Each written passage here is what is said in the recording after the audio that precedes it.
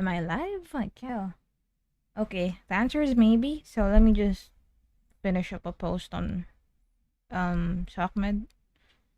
And I mean, honestly, I don't even know why I'm posting this because it's kind of embarrassing, but it's also like I'm yeah. Wait, let me just hang on.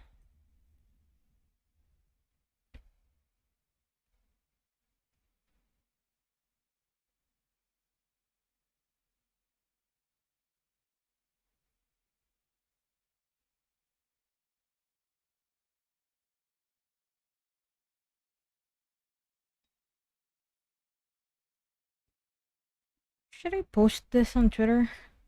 I guess I could, then I'll just like delete it later on. Hang on.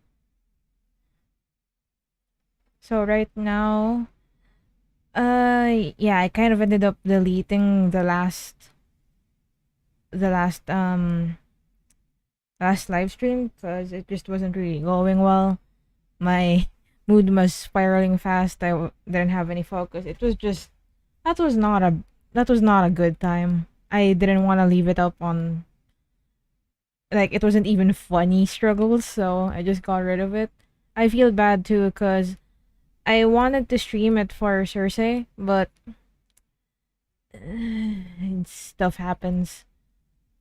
Not good stuff happens, which sucks because I I the form I have for commissions ask immediately already asks if they don't mind me streaming it, and when they say yes, I usually try to do it too because it's like, well, they already gave me permission, so it would be best for me to make the most out of it. But I don't know, it felt bad. It was honestly kind of embarrassing. So we're not. I made progress on it, like not good enough to show right now, but it's there. Like maybe I'll post a little snippet of me working on it, but it's honestly a lot of like just the tiny fine tuning now, which is weird because I haven't actually even gotten that far with it. I was just it's I'm still working on arranging the hyacinth blooms one by one individually. Maybe, but like anyway, you guys will see that when it's ready, which maybe in a few days. I want to send them an update about it at least this week. Oops.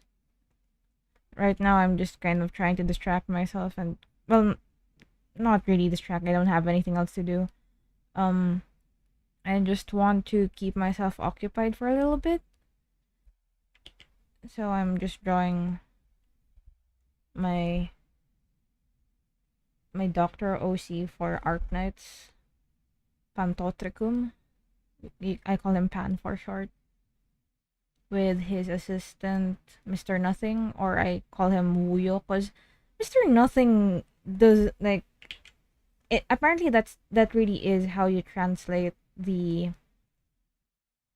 name of the guy from the folktale anecdote that the character design is referencing, but it just sounds weird to say, like what he actually says in the Japanese voice lines is Wuyo, and that just, I don't know, that just sticks better to me. Like when I say Mr. Nothing, I'm like, "Ooh, who?" I don't know why. So yeah, I call him Mr. He's Mr. Nothing. I call him Muyo, which is not wrong technically. And I just I just really like him because it's like it's even funny. Like the pipeline of me liking him is basically, I was like, oh, there's another there's another male operator drawn by Skade Sensei, which is super fun. Because I think their designs are pretty cool, like both for the male and female ops, but a lot of the really cool ones are by them. I mean, like, not to discount everyone else, but it's a preference. I like their work. Um, then it was funny because someone then immediately points out to me while I was gushing over the announcement on Twitter. They were like, "Nana, you're missing an important part." I'm like, "What important part? What's up?" And they're like, "His his Seiyu is Junichi Sawabe." I'm like, "Oh, oh, great." Like, I don't know how it happened, but I just ended up being predictably enamored with characters that Junichi Sowabe voices. Like, I don't actively seek it out. Like, it just so happens that the roles they gave him is totally my type. Like, ugh. It's kind of like a little joke because it's like, haha, Nona like Sowabe characters because they're either very cool, annoying, or both. Usually it's both, but it's like you don't see the cool parts until you get past like piles of him being extra annoying. Hang on, let me just. There it is. Okay. It anyway. So that was already not a good sign for my sanity. You know, get it? Arknights? Anyway, that was already not good. But then I purposely avoided reading up about him until the event came along on EN. So that was like 6 months.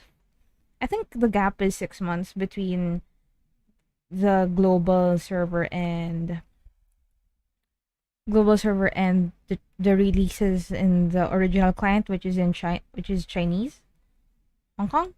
I'm kind of confused about that, so I'm sorry if I make an incorrect statement about that. But yeah, I think it's about 6 months. So I waited 6 months for the guy to show up, and it's funny because I actually kind of forgot about him for a long while because he doesn't, at least like it until you find the cluster, fan art of him isn't that easy to come by because like I found fan art of Saga and Dusk, and sometimes he shows up in fan art with Cruz because well, Cruz and Lava because they found him in Who Is Real. But yeah, like it took me a while to like really latch onto him again because out of sight and out of mind. Wait, let's zoom this in a little bit. Okay, there we go. By the way, I am super rusty with drawing because no reason. I just have been in a bad slump lately, and I'm like part of me streaming right now is also like I'm trying to like practice my focus again, and hopefully streaming will, as always, keep me focused and try to get some progress done. And hopefully, I don't, I don't just get all sad about it on stream too, because it's been such a struggle lately to make something for myself. Like it's if it's for commissions or requests by other people, I've been managing to get through them fairly okay. But if it's for myself, I don't know why, but I just can't. Which is sad because I more than anything I draw for myself because I have the worst taste imaginable. So all most of the content that I want to see usually has to be made by my hand too cuz why there's not a whole lot of other people that would want it, which is fine. That in in terms of getting traction for it or anything, it doesn't really do much for me. But at least I know that I enjoy what I make. I don't think his eyes are even. Uh,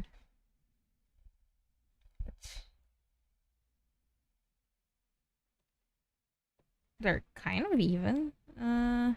Maybe a bit too squinty though. So let's raise his eyes a little bit. Anyway, so yeah, I've been having pretty nasty art block when it comes to personal stuff. So I'm hoping that by streaming this, I can kind of work work out of it faster.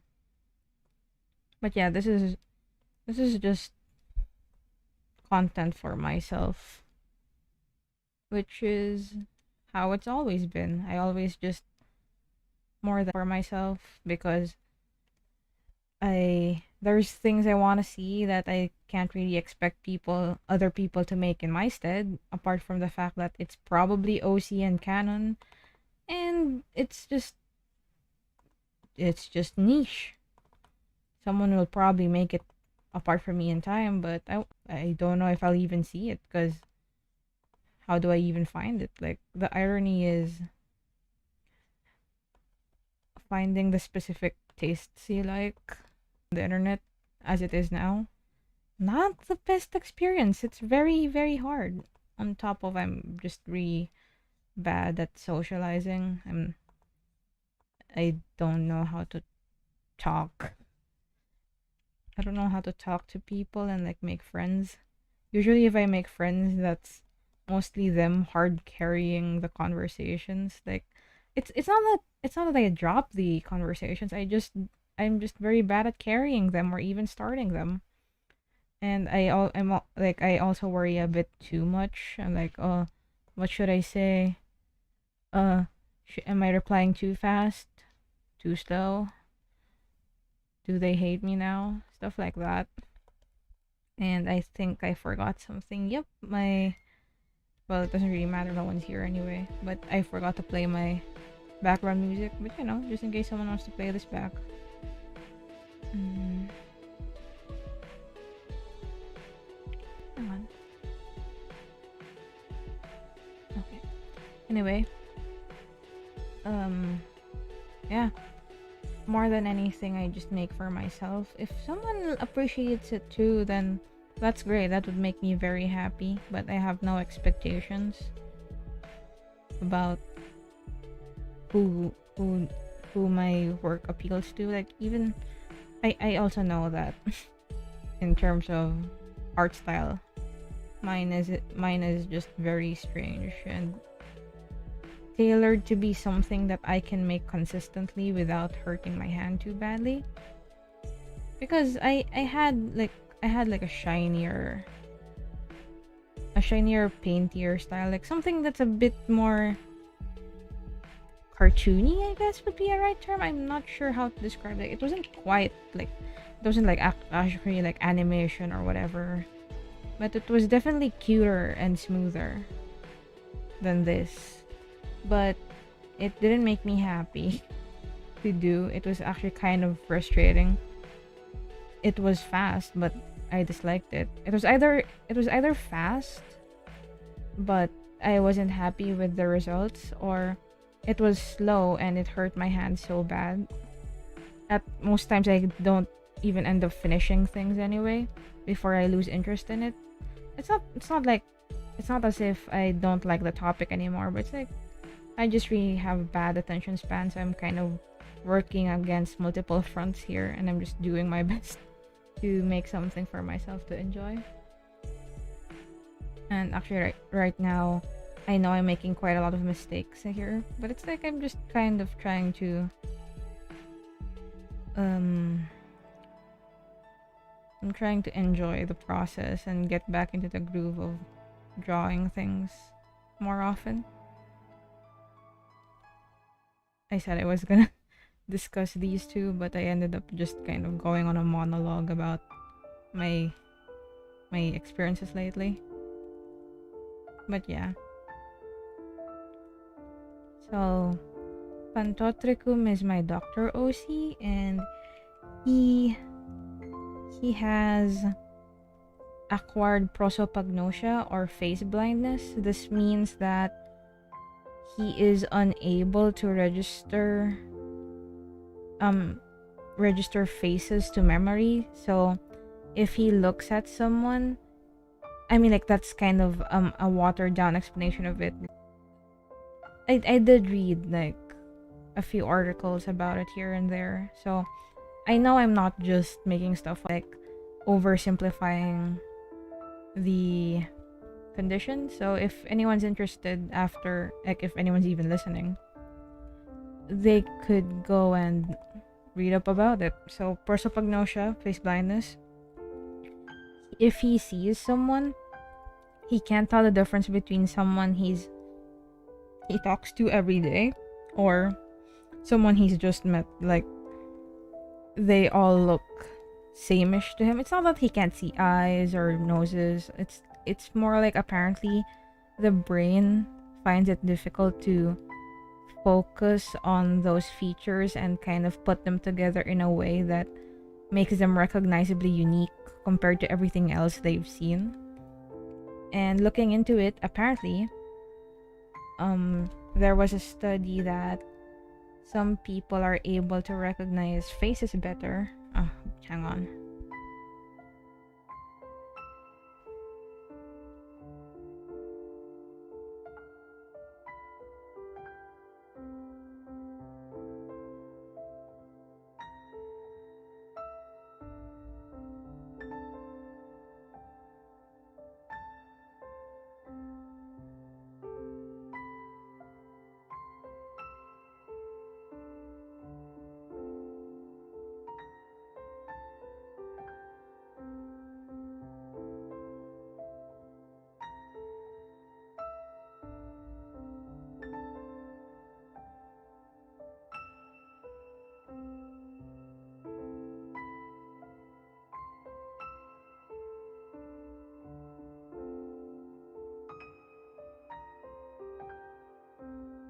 Okay, sorry about that. Anyway, where was I?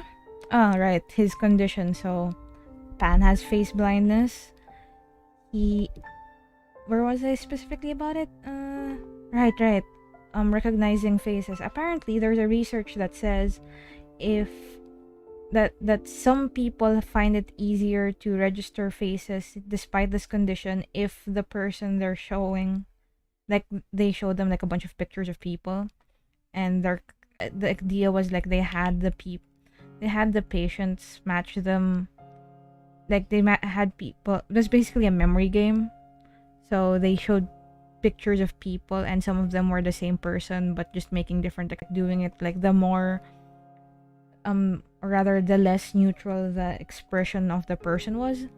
So it's like if they were clearly frowning or smiling, that person is a bit more recognizable to someone with prosopagnosia. And that's the same with Pan here. He acquired his prosopagnosia from the incident that put him in the sarcophagus in the first place and gave him amnesia. So it's like he basically just really has brain damage, and that's like part of it. And he's learned to adjust with it. If anything, it's kind of made him a bit more mischievous. Like if you were to ask people that already knew Pantotricum before he was put to sleep in the sarcophagus, they would say he's a bit more mischievous than he used to be. And he does this because, of course, if you say weird stuff or do weird things, people are more likely to like make weird faces, so that allows him to see them better. So he's actually doing that because he wants to be able to see people easier. It's sometimes he kind of overdoes the mischief, but so, and of course he'll be able to tell because people will probably be scowling at him for whatever stuff he pulled just then. Which if he does cross a line, he does apologize. He doesn't actually mean to be offensive. He's just trying to like, he basically just doesn't like being in totally serious situations where everyone's face is neutral, since he can't see them. He doesn't like being unable to see faces. He knows it's weird, apart from the fact that of course they gave him his diagnosis, and he does he find it uncomfortable? I guess so, because it's weird. He wonders if it doesn't how do I word it? Having his condition makes it even harder to like cope with the fact he's forgotten things about it. In some, like if it was anyone else as the doctor, or like if he didn't have prosopagnosia, he thinks he would be able to easily piece together things from his past, or at least be able to do it faster than the rate he's going at right now. because of course if you've seen someone before, remember things, because you're, even if you don't necessarily aren't conscious of it being something that's happened before, something you've seen before, you like it might trigger your subconscious anyway, right? So he feels like he's losing out on that, so it's a bit of a frustration for him as well. He's not really depressed about it or anything, like he's just adjusting to it as best as he can. He's pretty strong-willed in that sense. I think I need to make his hair fluffier.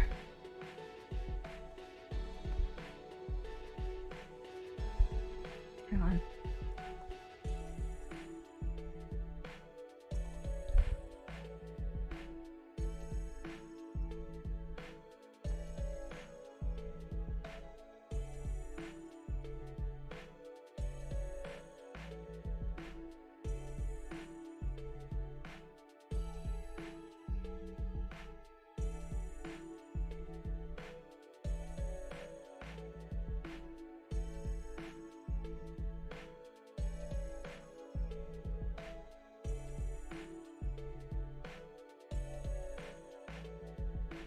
Hello?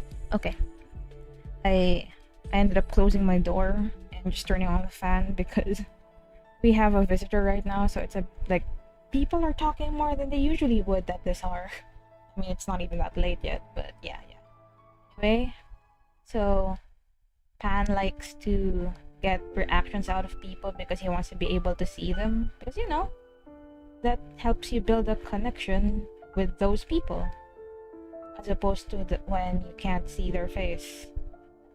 And it's like he doesn't want to feel so disconnected from everyone else, because there's also the thought that supposedly because of his condition, people from his past say, so like that's the elite ops, Kershi and Amiya, they might say that the strategies he employs now can be sometimes a bit more ruthless, because he sometimes forgets that he's not just fighting against puppets or dummies, like those are actual living people.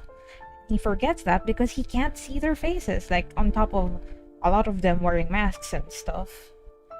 He, like, even if Reunion and the other rebels and the mercenaries didn't wear masks to conceal their identities, it won't matter to him because he just can't see them at all. And that causes him to like forget, oh right, these are actual people. I am actually telling people to like take their lives as well. So he's aware of that. Like sometimes he comes back to the landship after a mission, then like as he's left with his thoughts, and he realizes he basically ordered a ruthless massacre, or like a ruthless attack, on a group of people that of course they were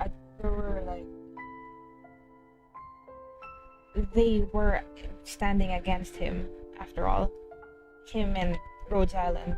So it was a you or me situation, so to speak. But he doesn't like how easily the decision came to him, simply because he does not recognize their faces and could not understand in that moment that they were people as well, people with families and stuff. To him, they were just obstacles. He doesn't want to be that type of person, even though being thrust into the whole chess game that Babel and Rose Island is a part of already kind of led him down that path. He doesn't like it.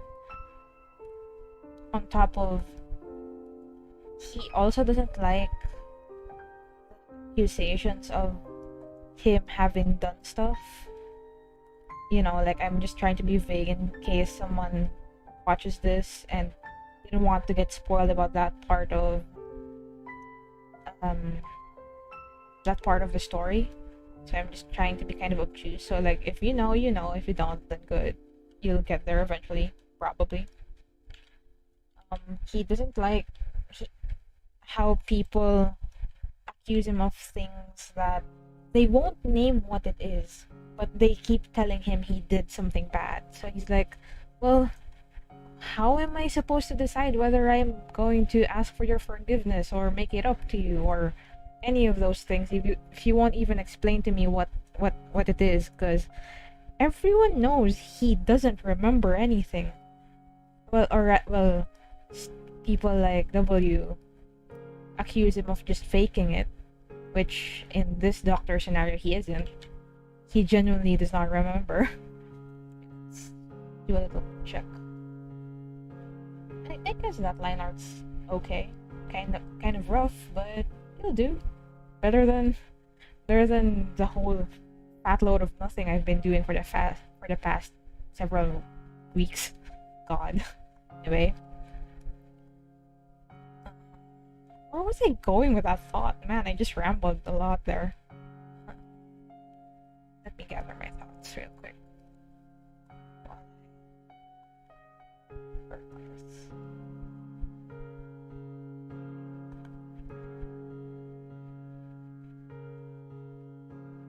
So, Pan is actually quite a gentle type.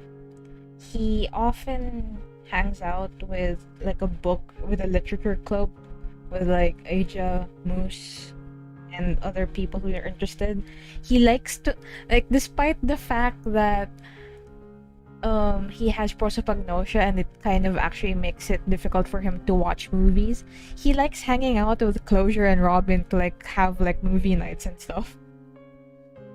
I don't know how much he enjoys it, since I can't quite find like descriptors of how that experience actually is. Just that apparently people with prosopagnosia have difficulty enjoying movies because they can't tell the characters apart. So it's just like they're only going solely by facial features and not facial features, like the clothes, which is a problem because people in TV shows and movies change clothes often. Their voices, so it's just a lot of effort to like follow the plot when you have that condition. So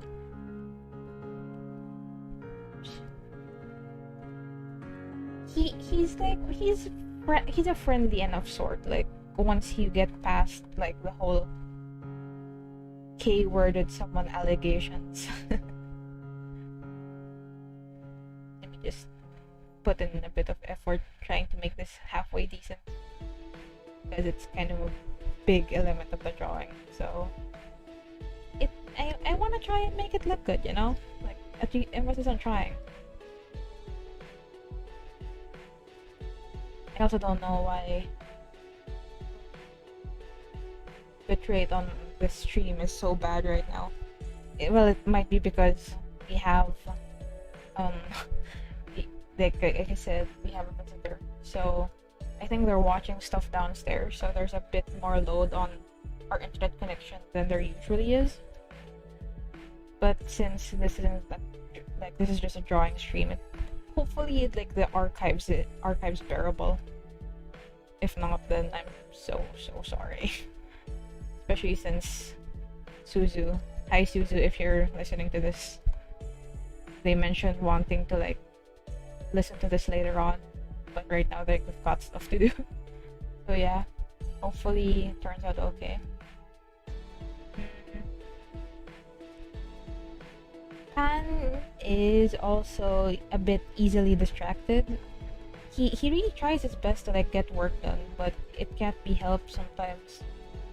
Sometimes he just kind of sits and like his mind wanders. I know it's unclear if it's related to, well, it probably is, because I think he wasn't always like that, considering he is a doctor. Like, I mean, like, yeah, like that's what the character is, a doctor. He is a doctor in atmospheric sciences, so like meteorology, like that sort of thing is stuff he's well versed at, and like at present he's trying to like relearn it. And So, like, if he was able to study that sort of thing, it means that it like his current easily distractedness is part of his unfortunate brain injury. I mean, he copes. He's not too upset about it, and he doesn't. He does actually like need his assistants to gently remind him to like get his quota finished by the day, or that he's got a meeting or negotiation attempt with this person and that person, and he'll get it done. He likes helping. Like, he likes showing that he's not just some useless amnesiac that people suspect of having gotten rid of a figure that everyone else really cared about. That mug, it's atrocious. Just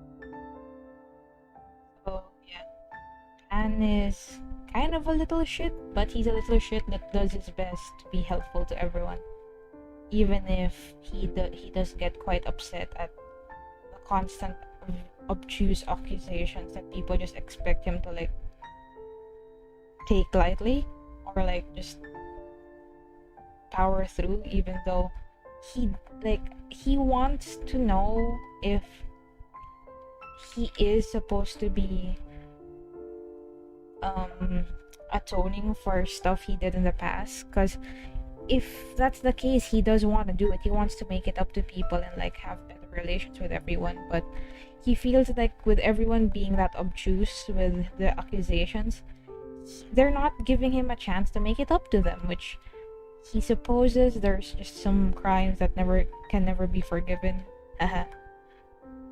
But you know, it just sucks because you're confused. You don't remember a lot of things about yourself, at least not yet. Like, I'm still deciding on whether or not he remembers a huge part of his past, because like I think according to canon, the doctor just start to remember, but since this is my OC, I kind of want free real estate, you know.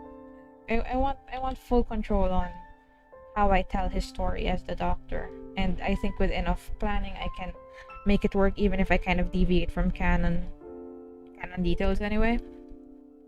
Okay.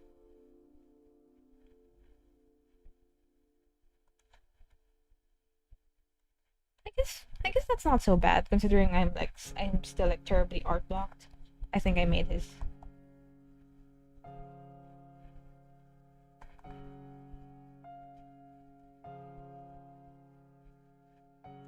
Like, let me just kind of give him a slightly smaller frame, because he's got somewhat of a wide shoulder, but he's not exactly buff. Certainly not like his partner over here.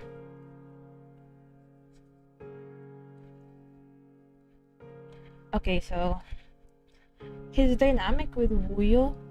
Wait, where's the? Really, it was on that layer. Okay.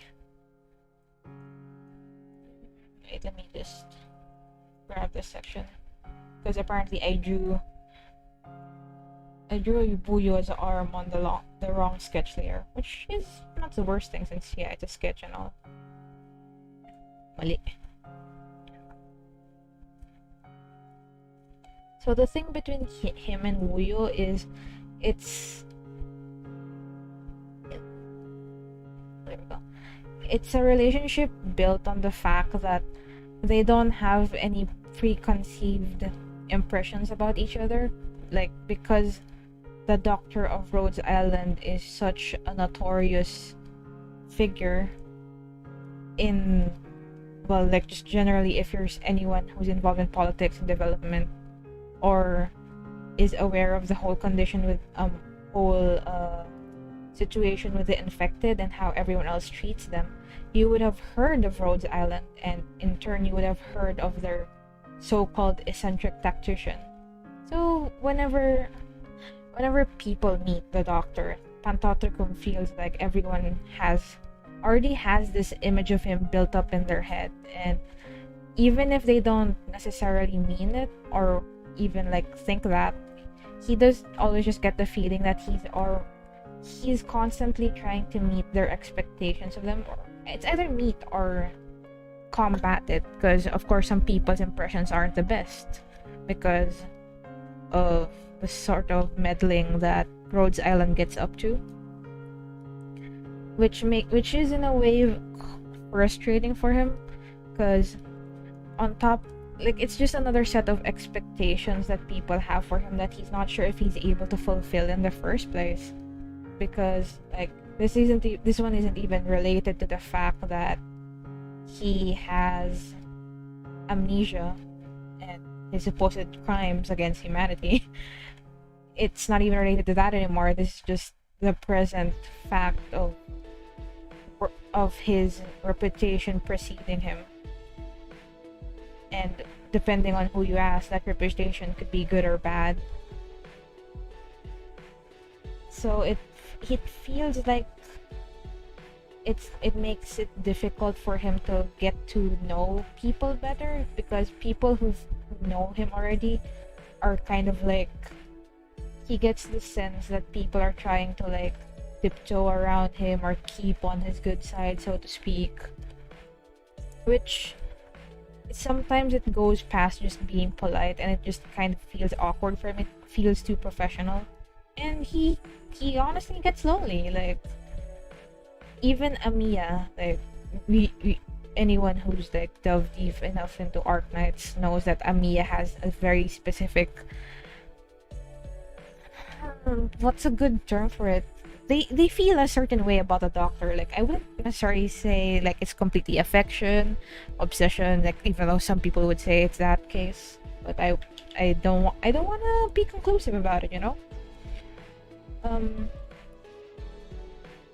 They're basically not looking at the doctor at face value. Like, he kind of wants to be seen at face value first, and then they can make their impression there. Like some people do. Like,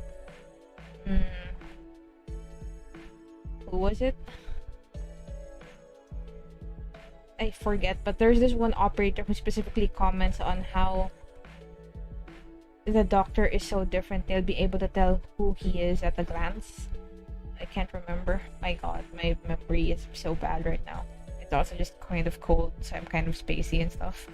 Anyway, with Wuyo being not necessarily like that deep into politics, I mean, like, with the exception of how people in influence try to get rid of his, they framed him so they could get rid of his master, and now they're still hunting him down because he's basically carrying her legacy. Apart from that, Wuya is disconnected from the affairs that people form, from which people form their opinion on Pantotricum. So he's just kind of a wild card in Rhodes Island, because he's not affiliated with any company that's just trying to like strike a deal up with Rhodes Island, so that's why they're interacting with Pan, or someone who's infected and of course they need treatment. I mean, like, it's not like Pan dislikes the infected, not at all, like, absolutely not. But you know, it's just everyone in a way wants something from Pan, and that's why they're talking to him, and they already have this impression of him, so it's just like he feels very lonely. And even though he does actually sometimes try to reach out about it, he feels like it's a bit too much effort for like a lot of nothing. Haha, get it? Nothing. But yeah, with Wuyo, since he hasn't even heard of Rhodes Island until he ran into Cruz and Lava, and all he knows of the doctor is what they've told of him, told him of them. So sort of has this more genuine in interaction with Pan. At least that's how he feels about their interactions, because apart from the fact that he thinks Wuyo's exaggerated antics, well, not really antics, but it's like he could basically see through Wuyo as well as the other guys. Like there are like some people that just don't buy his shtick in the slightest, and Pan's one of them, but in a sort of endeared way. Like he finds it amusing, like oh, you say you can do a lot of things, and okay, I'll put you to the test then. Like he took Wuyo up as his assistant, and just whenever the guy said, well, I can do this, I can do that, Pan's like, okay, do it for me then. He's always pleasantly surprised and impressed whenever things do turn out okay. And he kind of ended up having a crush on Wuyo, because whenever he teased Wuyo would make all these like amusing faces that really stuck to like Pan's memory better than many cases, because the guy doesn't hold back on showing his expressions, and sometimes he even just kind of hyperboles his reactions. Like he exaggerates how much a thing embarrasses him or shocks him, which is very much to Pantoterkum's delight. It makes him very happy. So he ends up like wanting to spend more and more time with Wuyo, because they're able to share conversations in which they're just being themselves. Like they're just like Pan is just teasing him, and Wuyo doesn't think too much or isn't like overly offended by it, because it's not like a business transaction of any sorts. And I think Wuyo feels the same way too. Like he seems to be like the butt of the joke, where everyone keeps saying that he's like he looks suspicious, he can't be trusted, and even in Invitation to Wine he got mistaken for Lee, who's like another merchant with like a big coat. And they both wore hats and glasses. Like they basically dressed very well, but he like took the brunt of it because he was the first one Miss Du saw. So it Wuyo really just does end up attracting trouble one way or another, and half of it is because of how he looks or how he carries himself. So the way that the doctor really is just poking fun at him for the hell of it, I think he kind of appreciates that too, because it's just like they just like each other's genuine company, because there's no expectations. It's just the doctor goofing off with a bird, basically. Hang on, let me just check on this real quick while I gather my thoughts so I can talk more.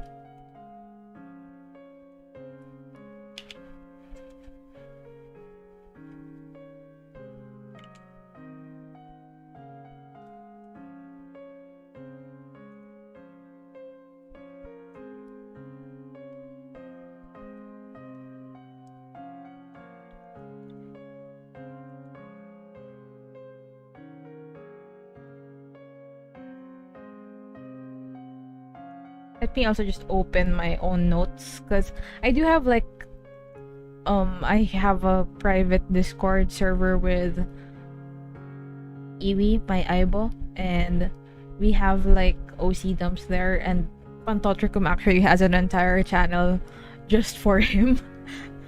Like, so I could like browse here so I can get a good idea of what I could share, because the brain cell doesn't work very well Like it's just like a gay deer, gay bird. Let's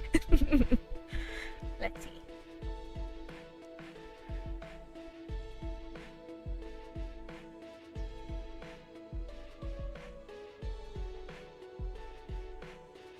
Uh, I guess Pan also, like, I mean, like, of course he wouldn't just keep teasing Wuyo if he didn't find it some sort of entertaining, apart from the fact that he likes that he's able to, so to speak, see his face more often than he sees other people. But it's also the fact that you know how people like to sell a lie with their facial expressions, because because Pan can't see faces most of the time. Sometimes Wuyo tries to pull a fib, like tries to pull the wool over his eyes, so to speak, and it just doesn't work because he's trying to sell it with his face, but Pan doesn't see his face. He however sees the body language. He's like, I can see right through you, birdie. But he plays along. Like, he just thinks it's funny to see Wuyo try his best to sell the act. And he takes great pleasure in poking at it when he gets the opportunity to do so. Which he does a lot. And let's open this up real quick.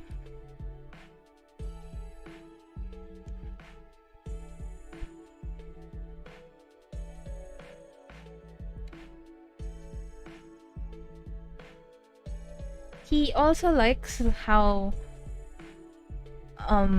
every now and then he likes being able to touch vaguely on his past with Wuyo, because like a bunch of Wuyo's lines is him talking and passing about what the doctor would do if, like, let's say someone from their past came up and like confronted them about this and that. They both agree that they don't quite know what to do just yet.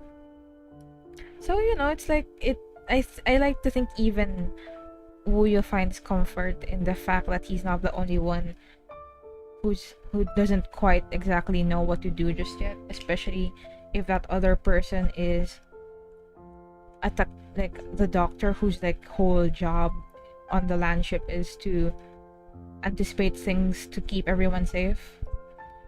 So it makes him like, they're like kindred spirits. Like, actually, one of the lines is like, where is it?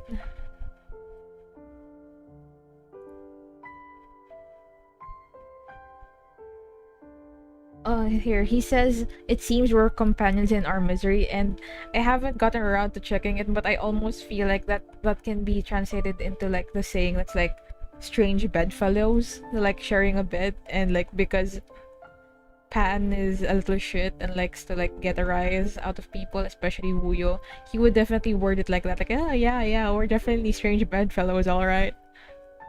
So you know, like it's not often that he's able to discuss his past without people telling him like, oh, you need to like come to terms with the things you did back then. You're still that same person even if you have amnesia, like blah blah blah blah blah. He doesn't get that same type of commentary from Wuyo, which is refreshing, and he feels like he doesn't really need to hear that anymore. Like, yeah, he wasn't gonna run from it. He's not. If he could remember what he did and resolve all those unfinished work, he would. He wants to like resolve the issues he left behind. Like, he didn't want to lose his memory. He certainly wishes it would stop being the case right now, but it can't be helped. Like, the brain's weird.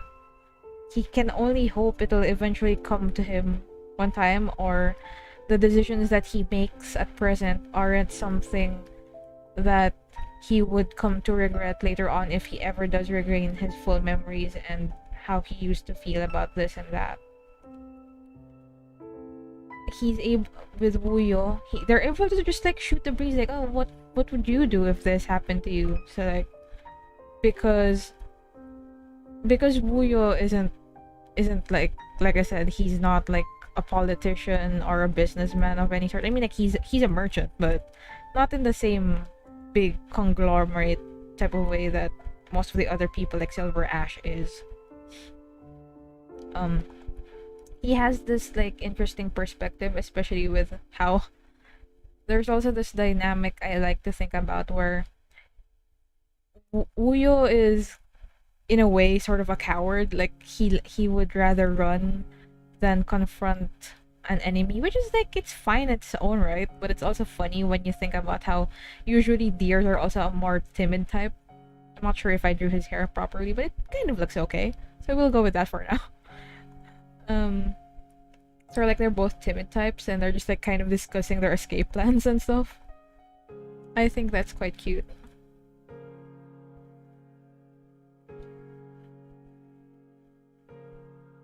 And there's also when you clear a challenge mode and get like a 4-star rating on a map, Wuyo's line is like where is it? He basically calls the doctor's decisions and by extension Rhodes Island as just, which Pan feels like he doesn't hear often because like everyone does like have their suspicions about why Rhodes Island is so adamant about assisting the infected. Like they feel like this company probably has some shady underbelly, and they're not necessarily wrong. Like Rhodes Island does some shit. Like not all of it is roses and whatever. But Wuyo goes and calls those actions just, and that sometimes that gets Pan thinking. It's like, not a lot of people call me that. If anything, a lot of them probably call him curses and stuff because of the lengths he would go just to find success, victory for his camp, even though he does draw the line at like with Rosmontes and the like. Is that hair okay? I cannot tell. Like, let's see. Let's just turn off the. I guess it vaguely looks like it. Like, I guess if I put color on it, it'll probably look better. And I guess we'll put his braid here because there's more space here anyway.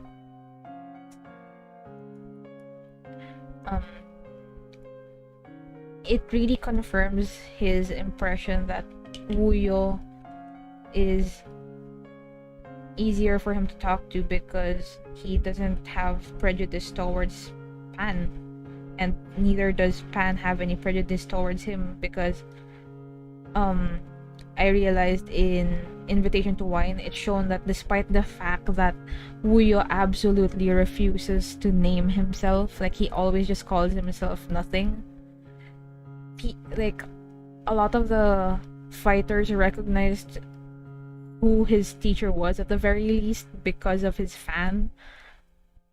So like in the end they still had these expectations of him to be able to like live up to his teacher's hype, so to speak, which puts pressure on him, and I don't think he likes that either, because especially with knowing that he apparently, like as far as he knows, is the only one that was taught the full list of fighting. Like he is the sole heir of the fighting style of the Liens, because apparently for most of them they weren't taught the last part, the killing moves, but he was, and he feels bad about it because he did actually end up K-wording someone on. I mean, like he was framed for it. He didn't want to do it.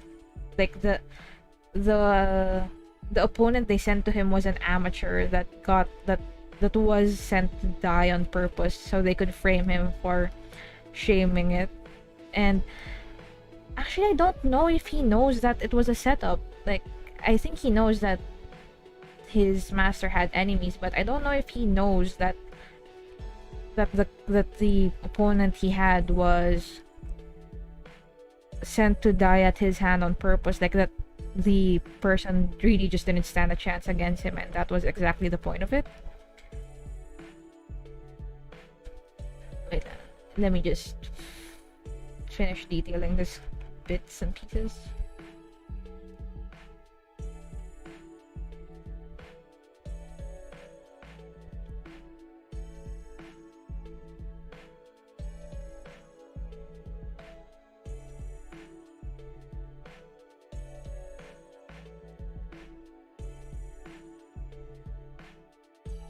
Drawing his eyes.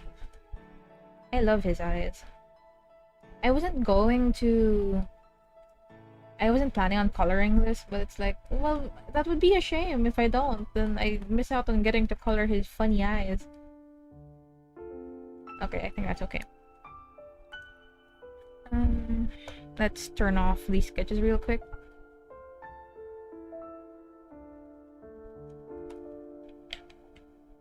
And that doesn't look half bad when flipped either, so I'm happy with that.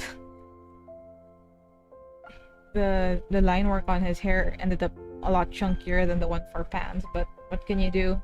I'm seriously out of practice. Maybe I could... Hang on, I want to like give him his sunglasses, but like just have it like resting on top of his head. Let me see if I can still sketch that in.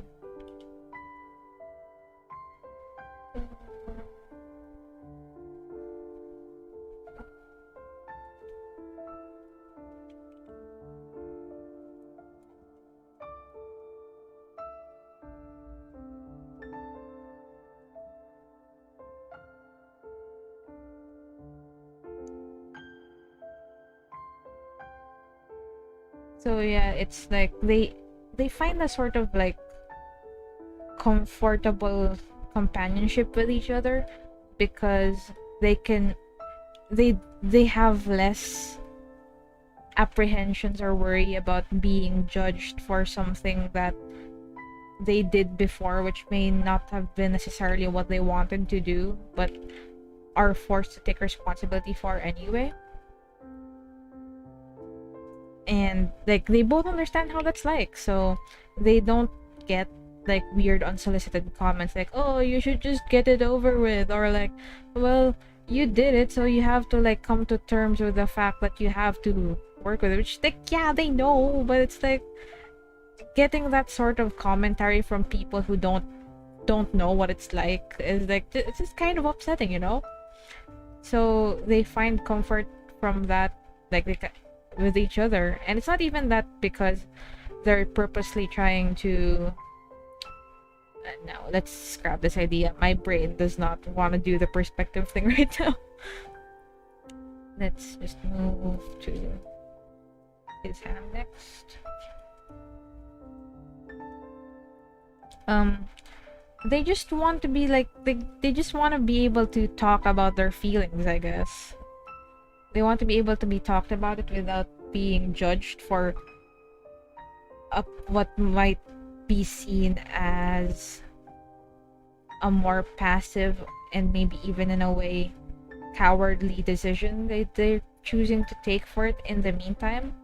But it's like, I think they both know deep down that they could keep on putting on this like laxed facade that everyone kind of gives them shit for, but they know that deep down they can't really escape from it anyway. They're just kind of trying to like stall for time until they really don't have a choice but to face the thing head on. And like they come to this understanding without having to actually say it too. So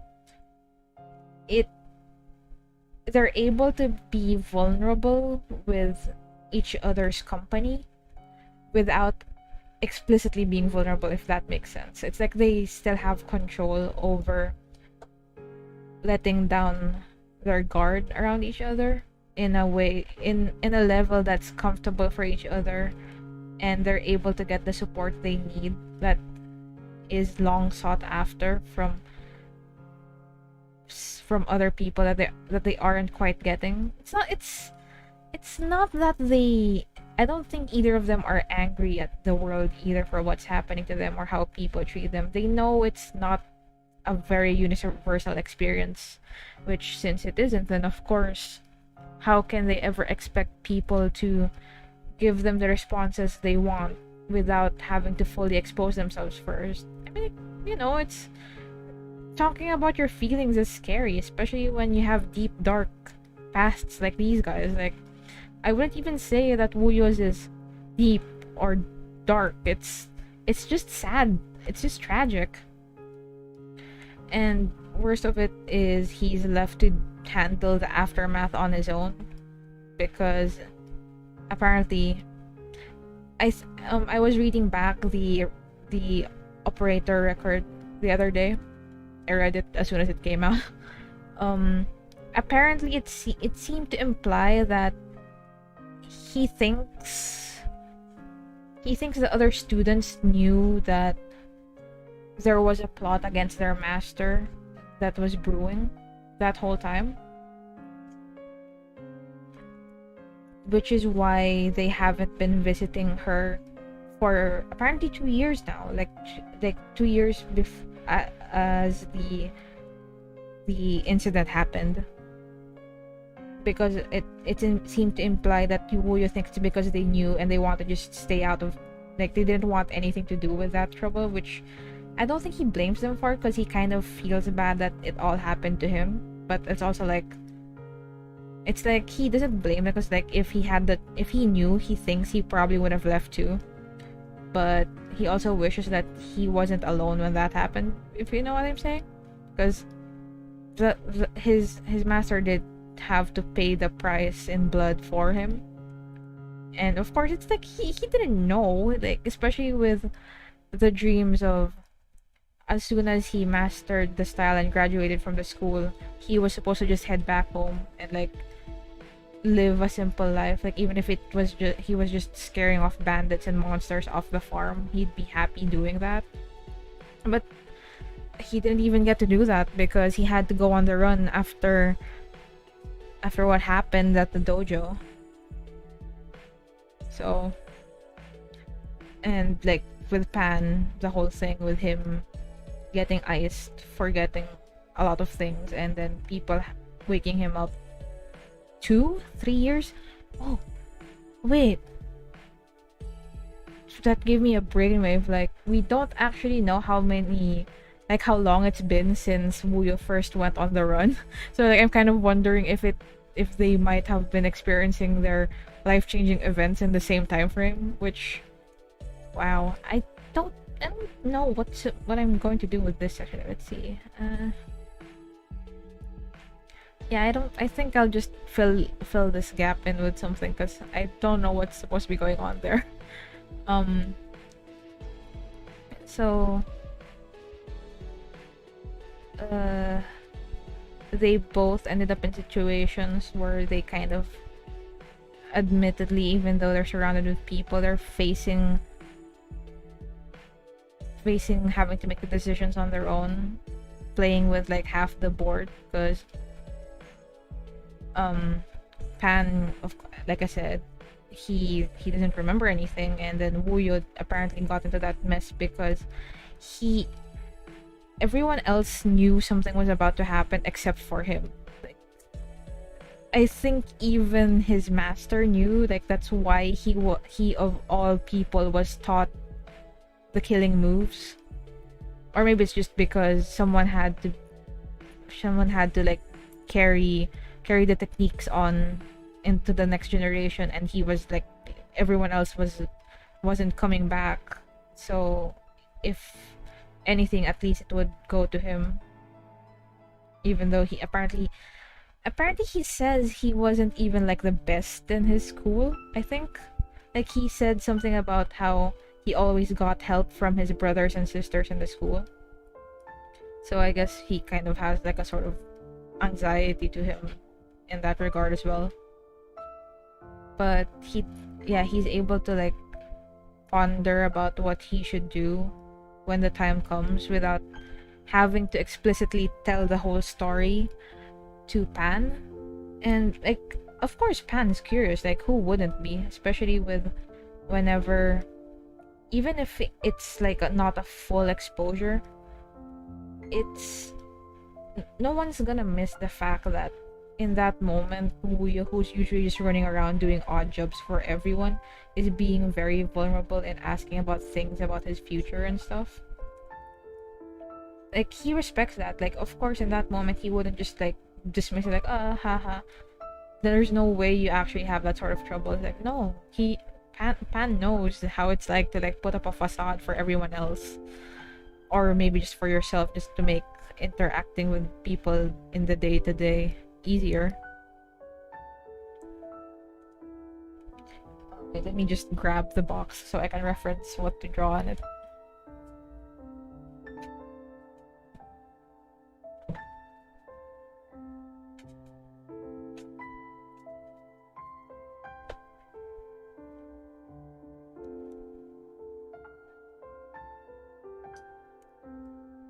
So their company is a source of comfort for each other because it's like shelter, like someone who understands you in like that big bad world where everyone seems to be out to get you. There's apparently one person that even though if you don't give them the whole pieces, they understand and reassure you that, hey, you're gonna be fine, like you'll figure stuff out. If not, I at least understand what you're going through. And I feel like they'll eventually come to a point where they do trust each other fully with each other's secrets. And when that happens, well, actually, I think at this point, because in Wuyo's E2 line, he admits that he will one day have to leave, and he will have to leave and confront the mess he left behind at Kowu City.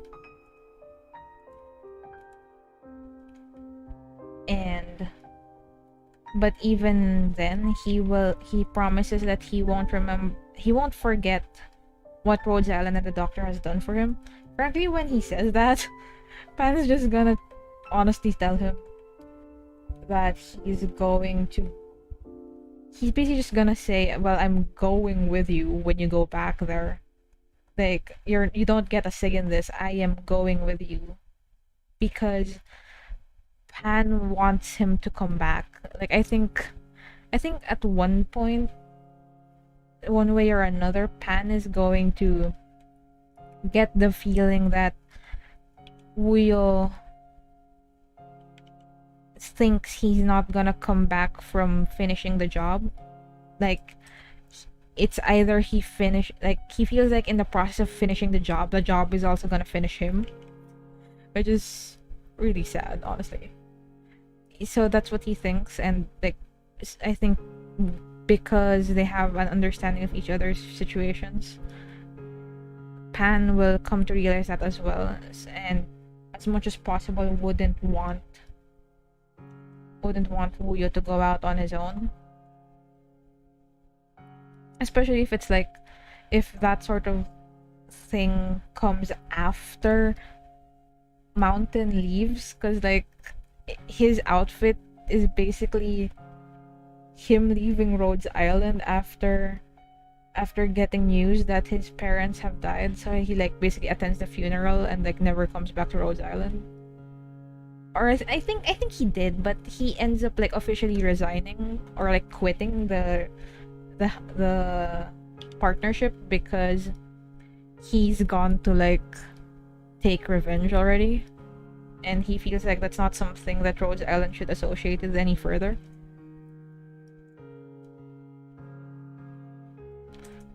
So if that happens before Wuyo leaves to finish his own business, Pan's not gonna take any chances. He's way too attached to the bird. So he's gonna insist on going with... Wait, let me just... I'm impressed with how Snack wrote this, because it is not easy to replicate.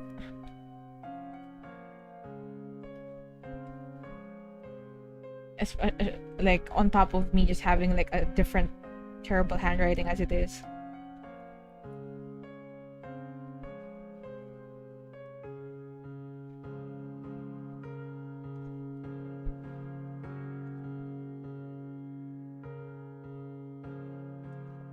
Okay, that's close enough, I think. Anyway, Pan will insist on going with Wuyo to Kowu City to make sure that he can drag his bird home after they finish their business there. So, like, I actually have this whole character arc, so to speak, for them, where Wuyo does give Pan Yanni's clothing, because apparently his skin, pale rising moon, apparently the description for it is that it's similar to what Wuyo gives other people when he's dressing them up. Like, I don't know why he does that, but apparently that's a thing. So he basically has to like give the doctor, it has to give them a disguise, because and like the funny thing is Pan would ask for it as well, because apart from the fact that Wuyo does just attract trouble on his own, if they were going to travel together and like if they were gonna travel together, the doctor, like in his like hoodie outfit, would stick out way too much. So like even if somehow Wuyo isn't the one attracting attention, Pan will be doing it. So it's like he doesn't want to be a liability, and he's going because he wants to help Wuyo. So time to get him a nice set of funky, fresh Yanni's outfits, which will probably match with Wuyo. And that's also why Pan has a Yanni's name, or rather like an alias. Like it's also just similar to, well, that's not the reason for it. Like I shouldn't word it like that. It's so Wuyo often talks about like thinking of what to write on a fan to give the doctor, and I think for Pan he would write well, I'm probably gonna butcher the pronunciation, Ruju,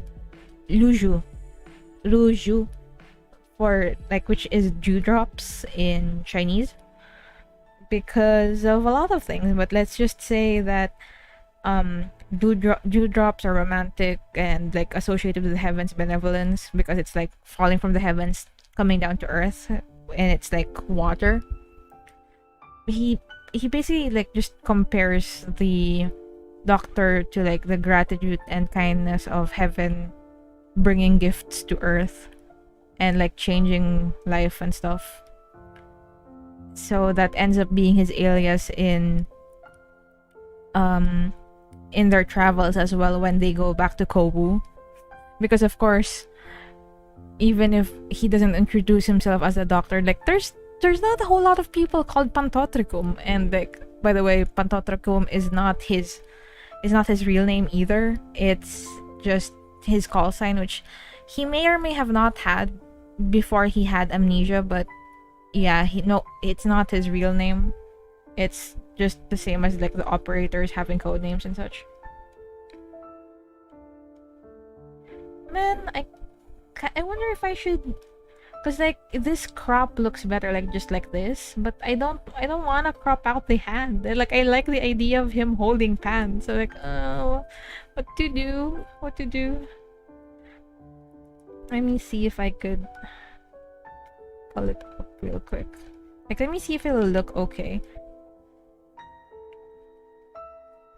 So yeah, like they're gonna, if I ever get around to like illustrating it or even just writing for it, there's gonna be a whole thing where Pan travels through Yan with Wuyo just to help him resolve his personal issues. Then he's gonna be like, well, nothing from your past is holding you back now, so come live the future with me from now on.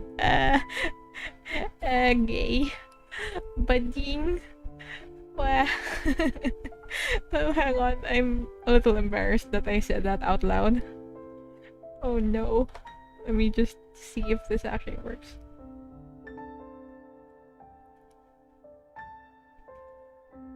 Yeah.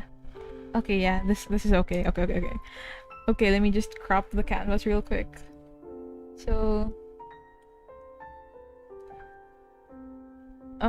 I think at that, like, it's gonna be, I want to write it so badly because it's gonna be kind of like a goofy adventures thing where they just have some mundane segments where they're just going through terrain. Pan's probably actually more useful than you'd expect him to be because he would have he would have reviewed his old atmospheric studies stuff, so if ever there's any weather conditions, he might be able to like check in on that. I mean, like, he can only do so much if he didn't have the equipment, but with the knowledge, like, knowledge is power, he'll be able to like help Wuyo navigate through and like lose less time on the road so that he can get his business done in a timely fashion.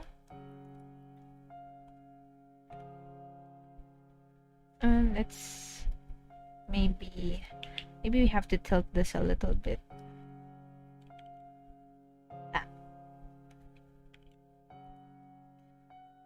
What is there else to say?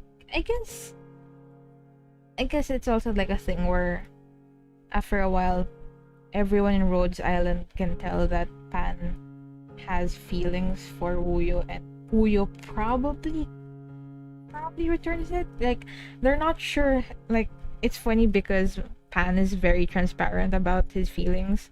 The irony of him also trying to annoy people to like get a more transparent look at their emotions as well.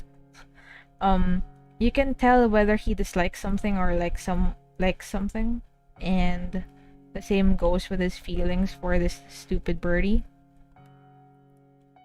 But I'm not sure if people are as certain with whether or not Wuyo reciprocates it or just tolerates the doctor's shenanigans like some of them do, because certainly not everyone's happy with his method of getting reactions out of everybody. But they definitely know that Pan is can be sometimes a bit possessive and cranky about Wuyo's whereabouts. Like, he tries to be professional about it, of course, but it's not easy for him to hide that.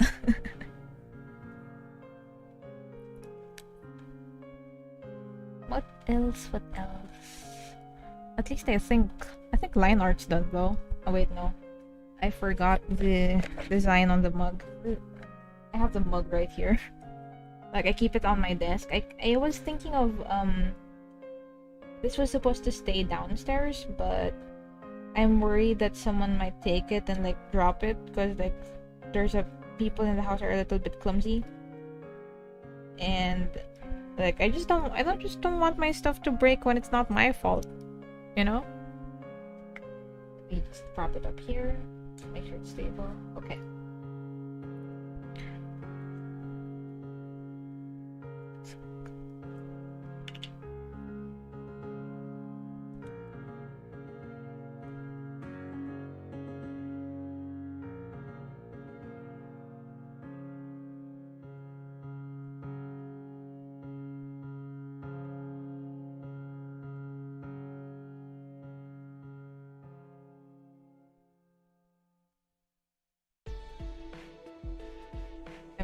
Focusing on copying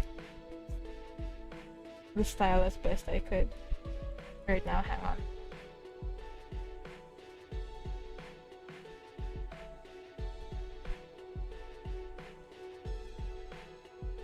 Pan is very caring about the younger operators, especially Amiya and Rosmontes.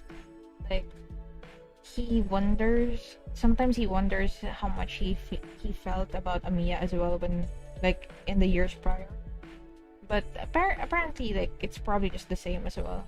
And sometimes he, like, kind of goes on the trip. Like he kind of like overthinks, kind of feeling bad that those two among the others have to go out on the field, and sometimes he's actually even forced to give them orders. It's like he knows he wouldn't jeopardize them, but you don't know what could happen in on the field, and that means that he has to rely on them to be able to make up for whatever shortcomings or unpredictability there is on the field, so that they could come back. Because he doesn't want anyone to die under his watch. Like he's already K-wording people on command, by his command. So if, as much as possible, he wants the casualties on their side to be as little as possible. Let me just fix this.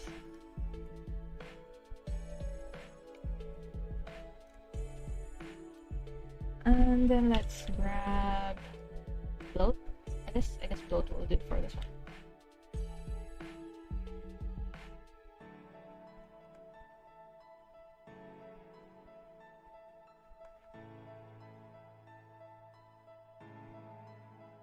Yeah, there we go. That slight bulge really helps. I like that a lot. How long have I been live? An hour and a half. That's not bad. I guess we could put flats on this thing. I'm not really sleepy yet. It's like only 10 actually. So I have a lot of time for it. Hang on. I've forgotten how to draw anything.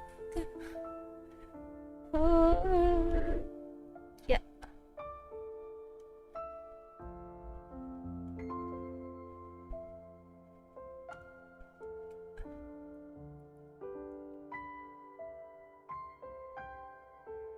Is there anything else I need to erase? So I guess let's just mask these out.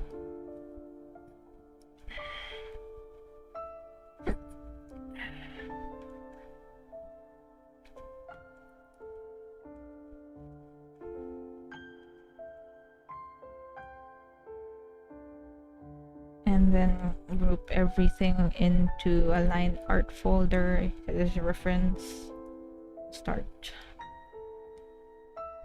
Start putting in flats, I guess.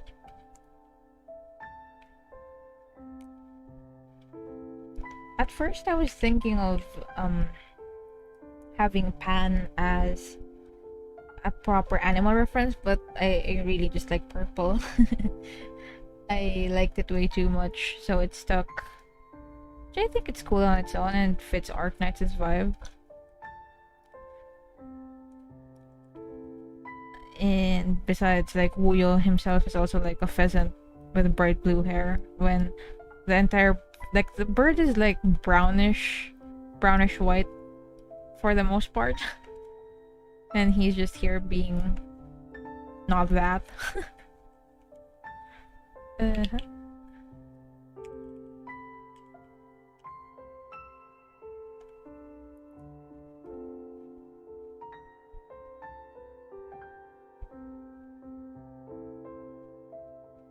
Oh hey, that actually turned out not so bad. I was worried that wasn't going to clip very well.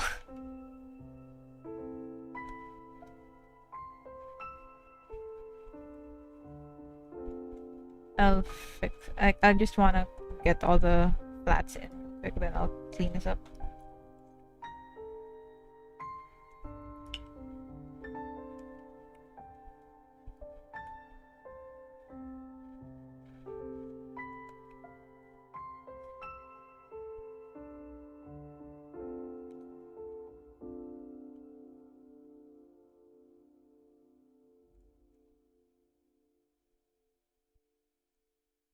Because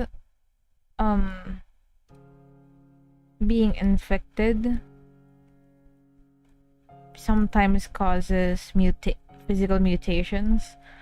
I feel like when Pan's hair started growing in and it had like and like the trauma side was growing in darker than his usual hair. I feel like for a while the med team was worried he was actually infected this whole time. But he's not. He's fine. Like it's actually more of a reference towards the fact that sometimes when animals are injured and like the site where they were injured, the fur on it grows back a shade darker. I think that's just basically what I referenced. That he's not he's not infected, at least maybe not yet. I'm not sure if that'll be a thing, but you know, it's a thought. Anything can happen. Uh,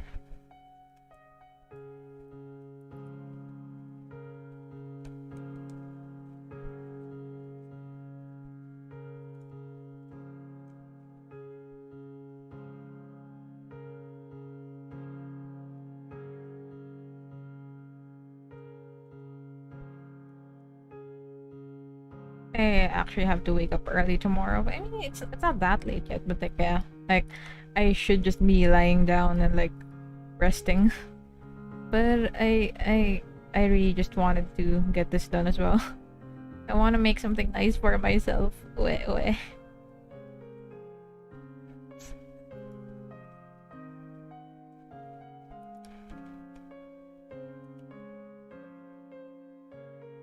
Is Pan's hairline too high? I think it might be too high.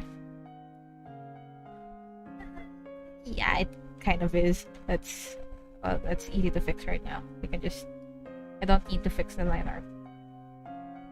Let's just bring it down already.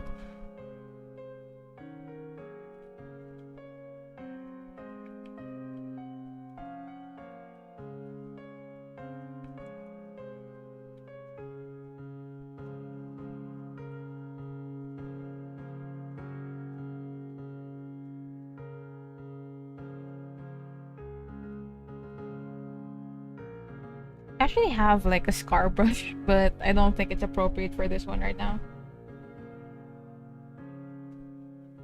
I think I just kind of want to put like simple flats on this thing. Well, maybe like kind of shade it with my crunch brush like I did with this sketch. Because it sells the idea well enough. Uh,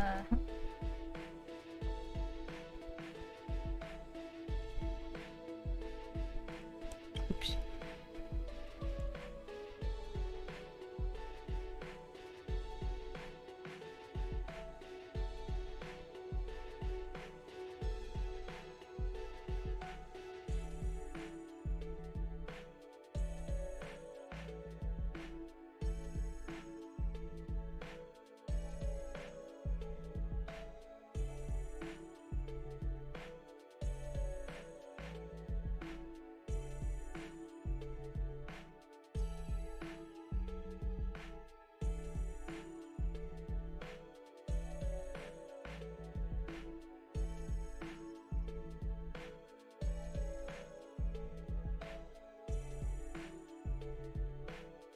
Oh, right. If you if you tap on Wuyo in the base, he'll ask you he'll ask the doctor if they're interested in picking up some like martial arts practice with him. Like he says show you a few moves and stuff. I think Pan would take it up because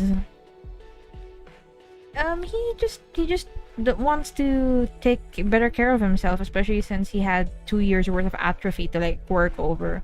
By the time that Wuyo is on the land ship, he's a lot better by then, but you know, he's a bit more conscious about it because earlier on he just was honestly dead weight apart from his tactician expertise, and he doesn't like being dead weight. So even just a little bit of self-defense. He trusts his operators and all, but just in case something goes wrong and he has to actually protect himself without the assistance of anyone else, he could put up a fighting chance. So he would be taking up morning lessons with Wuyo, as if they don't already spend so much time together as it is. So I just like the idea of them doing basic forms in the morning. And Pan would be teasingly calling Wuyo teacher, because I mean, like, he is in that regard Pantotekum's teacher. But it's funny because usually the doctor is the one that's referred to as the teacher by the other operators, such as Arin and Asia.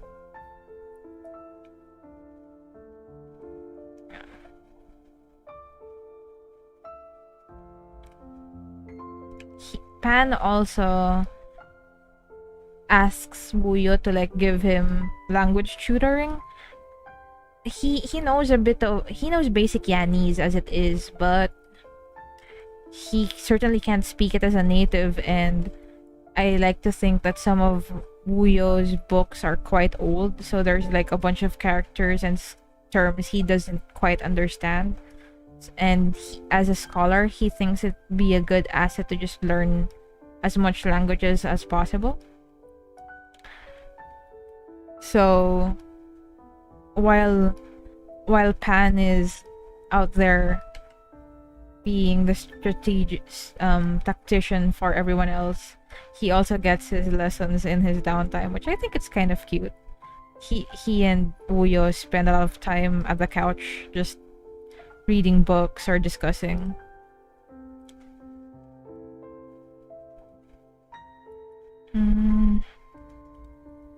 Okay.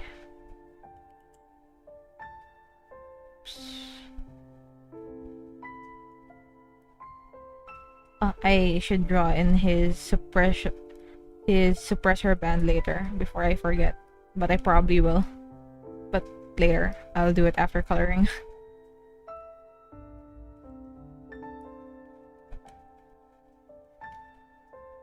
Even though Pan is the teasing sort, he's actually quite content to just sit quietly with Wuyo if they're not doing their like practices or anything.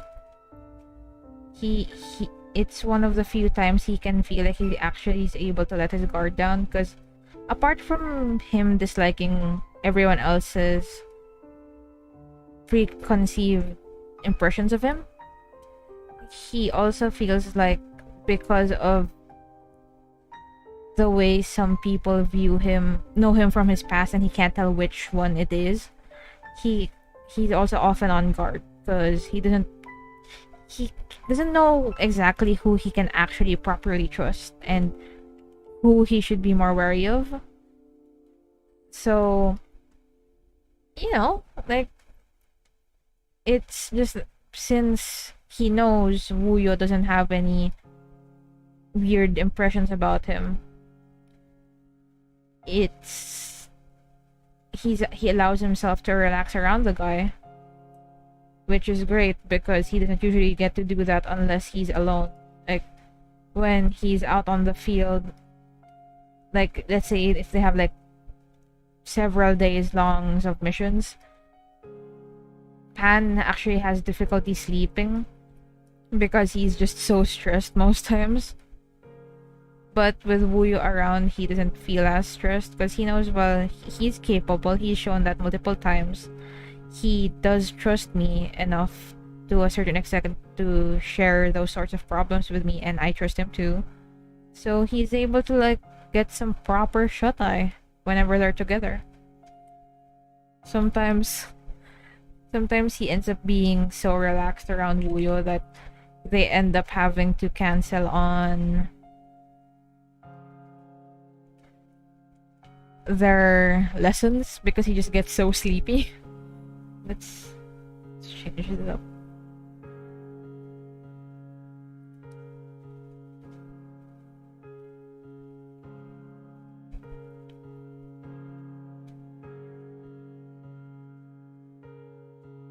And of course, even though he does like to tease the guy, he also doesn't like, he won't stand for people being too prejudiced towards Wuyo.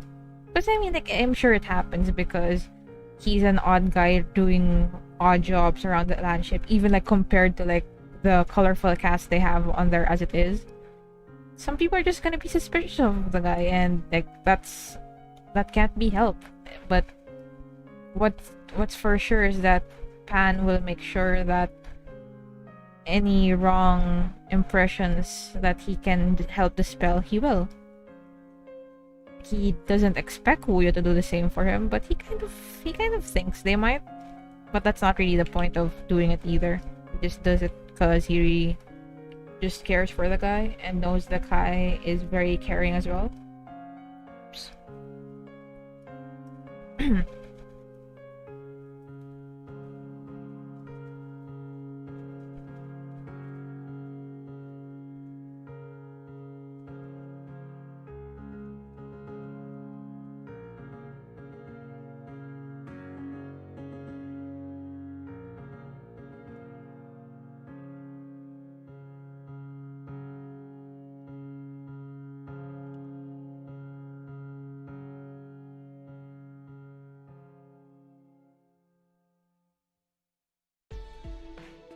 Let's change the color of his gloves to a slightly darker one, because it's blending in a bit too much with his shirt. And like they're different material anyway. Like Pan wears gloves, they're kind of like not latex, but the sort of like similar shiny material. The palms on these are open, so he can still have a sense of touch. There we go.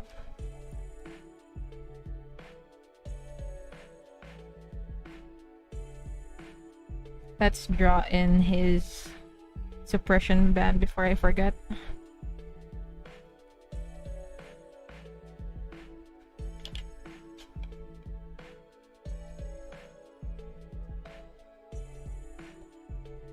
Like, let's just draw it in one piece. Like, that's fine.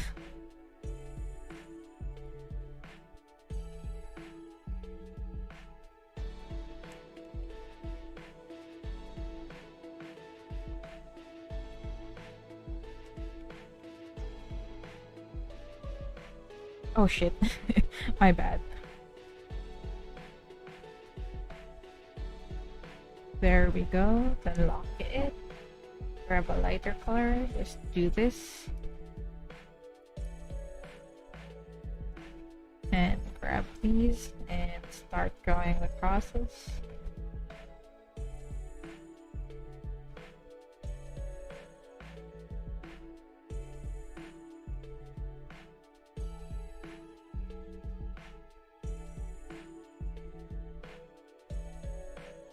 There we go. This is looking a bit better, like better than I thought it would turn out, which makes me happy because I really haven't been enjoying my work lately. Whoops. So I guess I'll just finish up coloring here and I'll end the stream. Like, shouldn't take too long, honestly. Well, I guess... Hang on.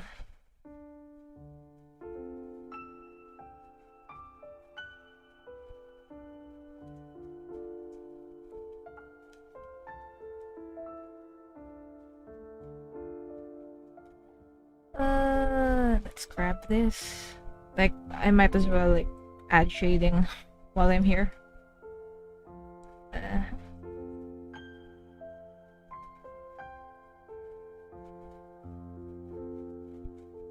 Like, just to add a sense of depth to everything. I don't know why, because it's like I see people do it and like I do think it looks cool, but whenever it comes to my own art, I never feel like it looks okay just being left with flat colors. It always looks like the feeling of being incomplete glares at me way too much to leave it as is. I have to at least add something, like what I'm doing right now. That's actually what this brush was developed for like super quick throwing on additional color. But for the times that I shouldn't and cannot be focusing on blending it in too long, because like I have the tendency to like over render stuff when I said it's just supposed to be a simple thing.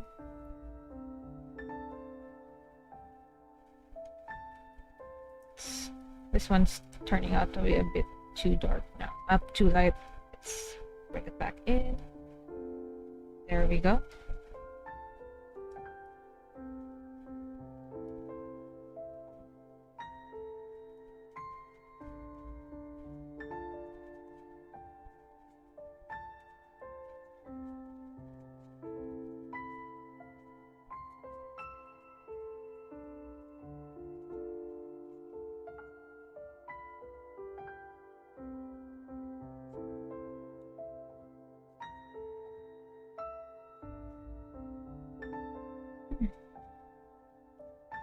I have like, I think I have like 5 Google Docs, which is just like a bunch of fragmented ramblings and bad attempts at writing for these two. I don't know if I'll ever finish any of them, honestly, but it's like, it's helped to like try and like write for them whenever drawing is a bit too frustrating, which happens to be often these days. At least it helps me feel like I'm getting the thoughts out in some way, at least, even if I'm not very confident with my writing and I'm too shy to actually like show it to other people. I mean, like, people on Prive see it and all, but lot like I cherry pick that for sure. There's a lot of sections that I would say are juicy, but I also kind of don't like the way I write them well enough to show it. So I don't show it, which hang on. Okay. Then let's do some stuff with his hair.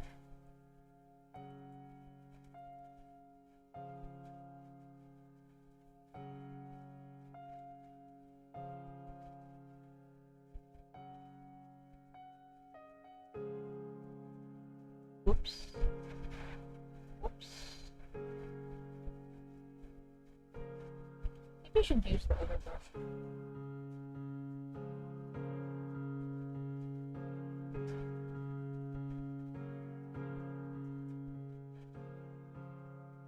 Too dark.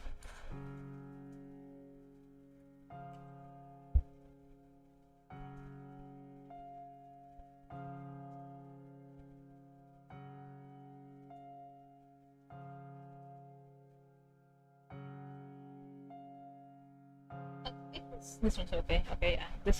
This feels a bit better to use for hair.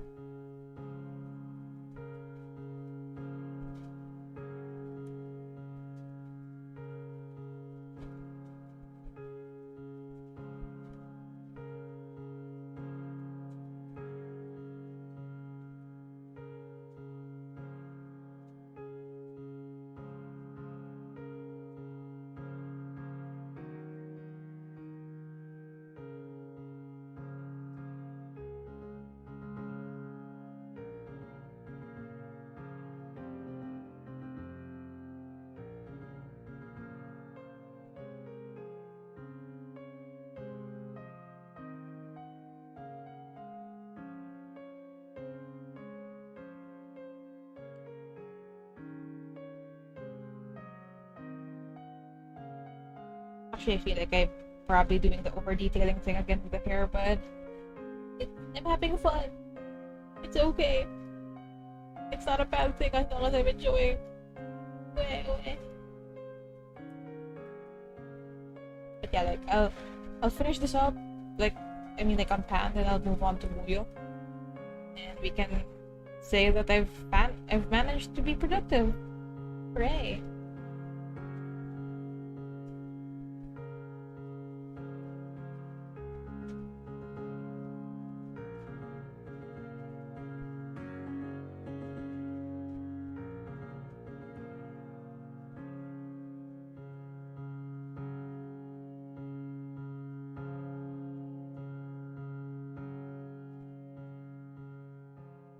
Forgot the spots. Let's put them in. Oops.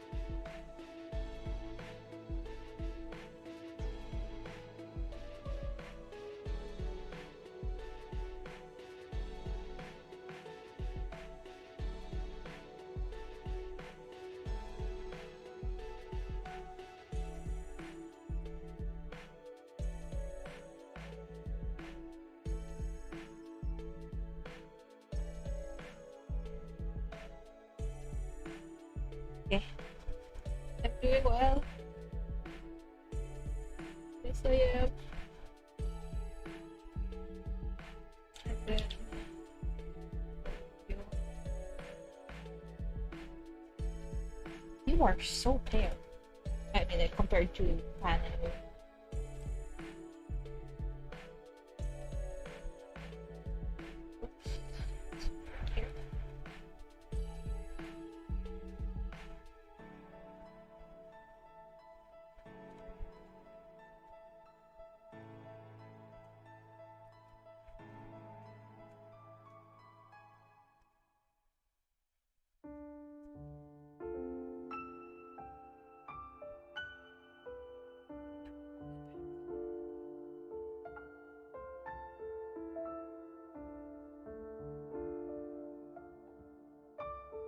I am really looking forward to getting more stuff of Fuyo because more stuff of him means more things to write with. I mean, like, right now, I'm fine just making speculations, and I probably won't retcon stuff. Like, maybe I will, but it's also like, it's for my own thing. I don't think I would necessarily do something that would be terribly OOC for him anyway.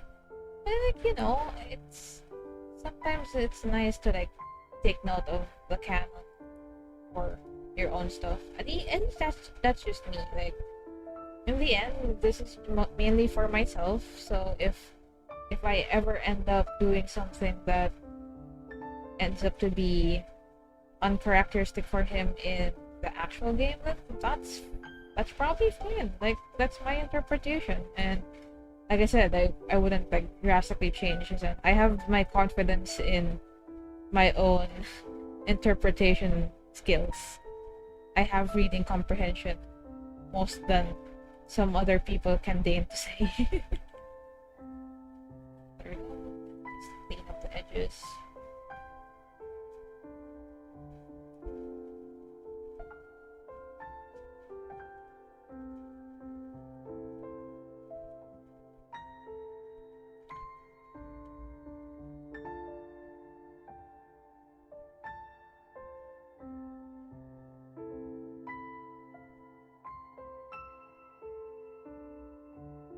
Just wanted to lighten his hair color a bit, just so it works better with my style.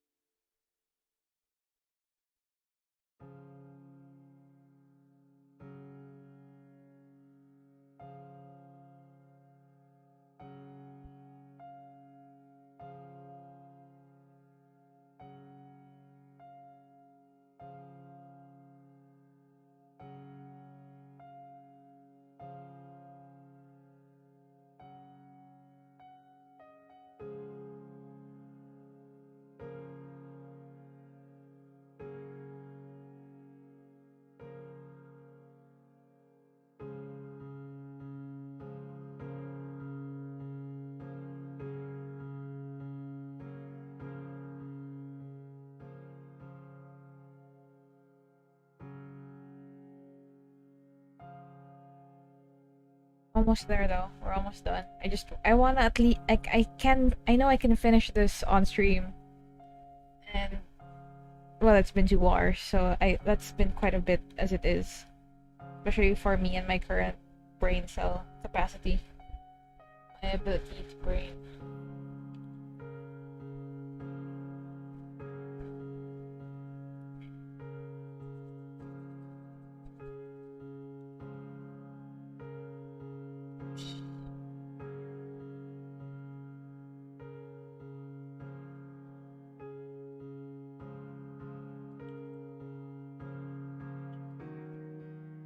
Keep forgetting.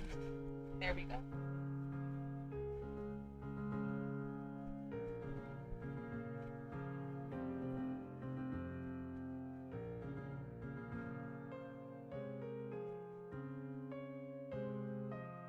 Okay, now we can move on to his face and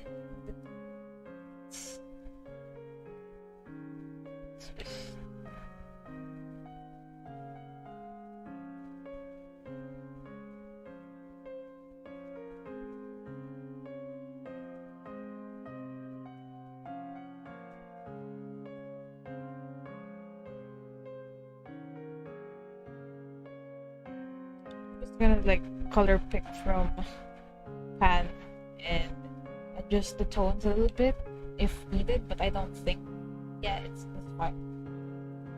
Like I usually would pick it to be like to match the character's skin tone more, but in this case it's close enough, it'll do. And I should let's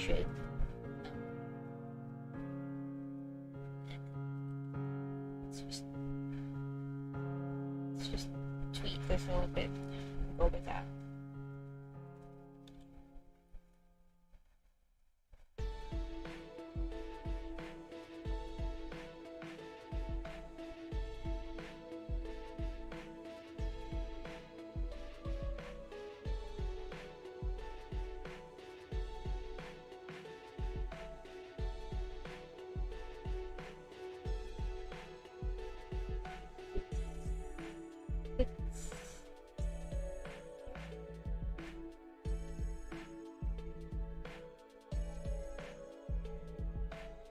These are really pretty. I like them a lot.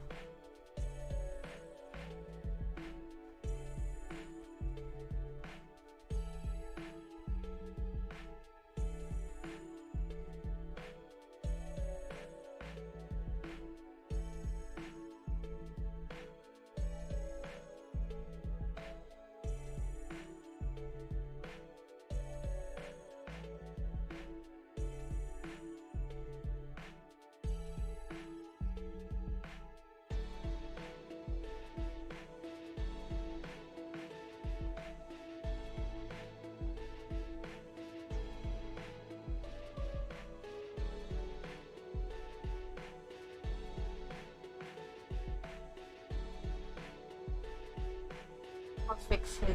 I think I'll like just stick in some lines a bit more for emotions.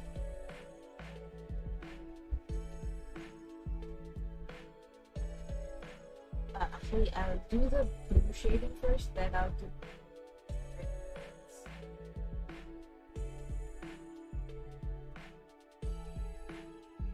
Because if I do the reds first, it'll get covered up anyway.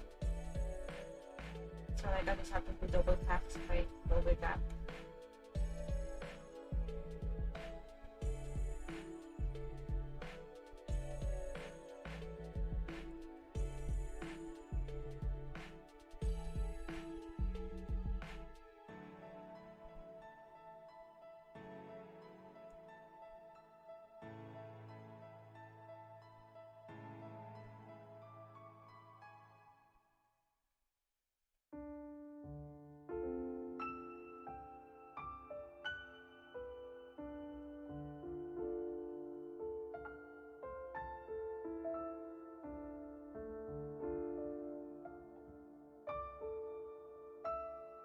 I think I'm overdoing it again. Oh no.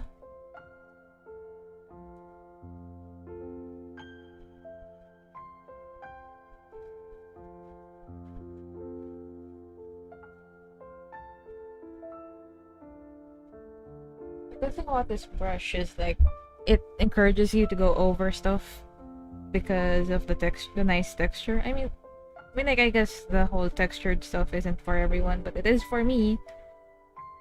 I love it.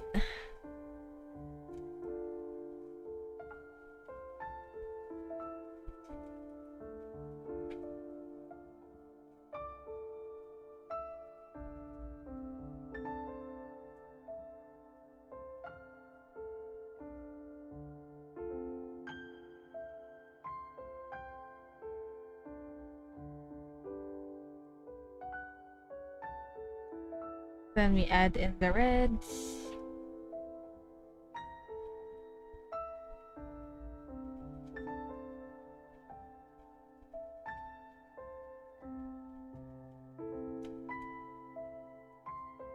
Honestly, the reds in his hair are a little inconsistent. Like, see here, it has like there's more of it compared to the other one.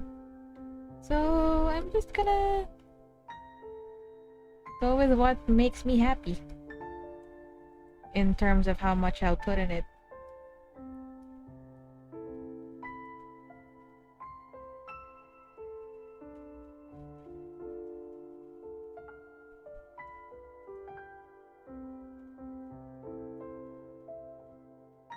That looks nice. I'm happy.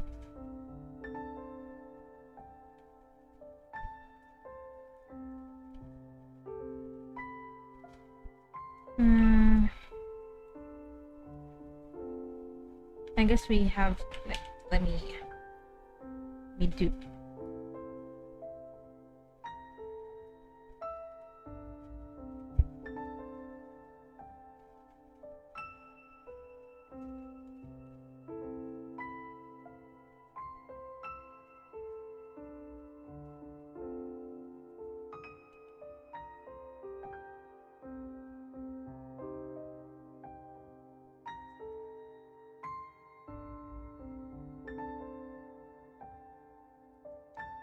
Then let's just work on his eyebrows a bit. They look a little bit too sparse.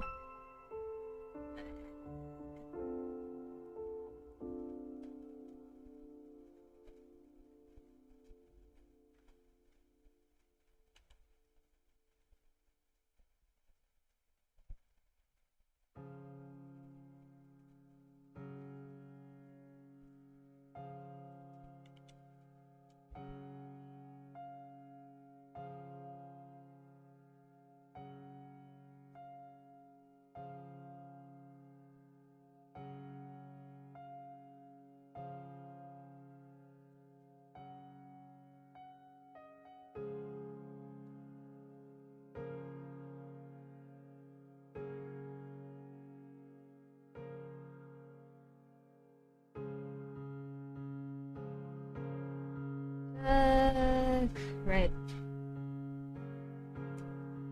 There we go.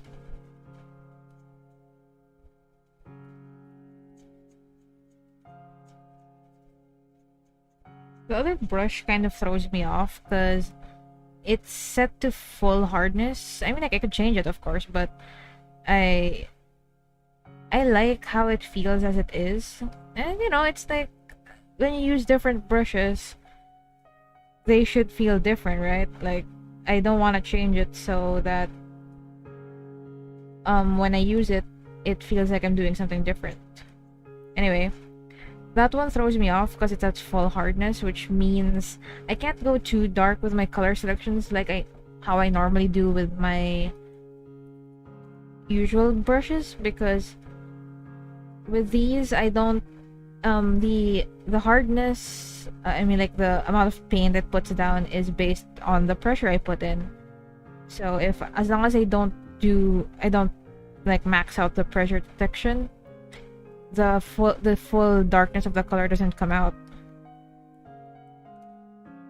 So I can get like a nice range with like a single color pick, just depending on how many times I go over a single area like this one compared to the other one, which is fine because like that one's a hard like sharp edged brush anyway.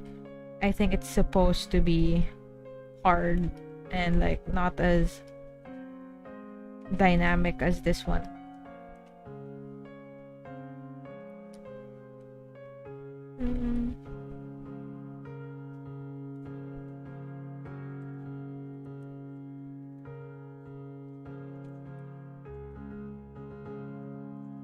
Mm,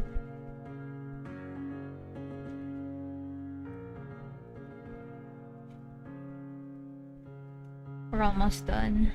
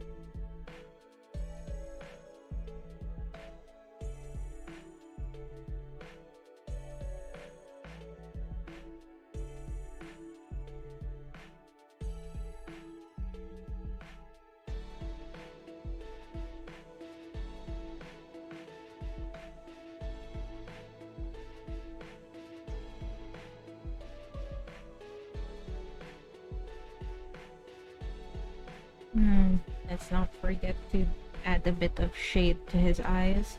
I think that always helps. So, oops.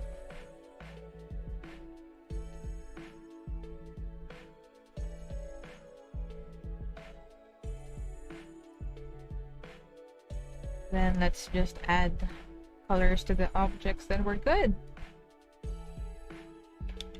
This is a sort of brown, yellowish cardboard.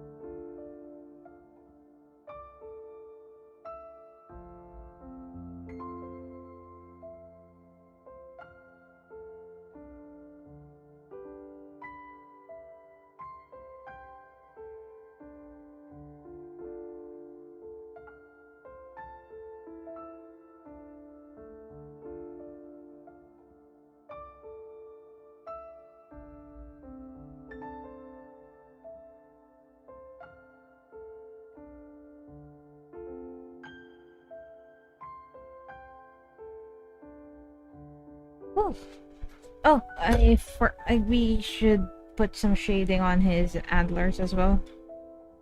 They look a little bit too flat compared to everything else.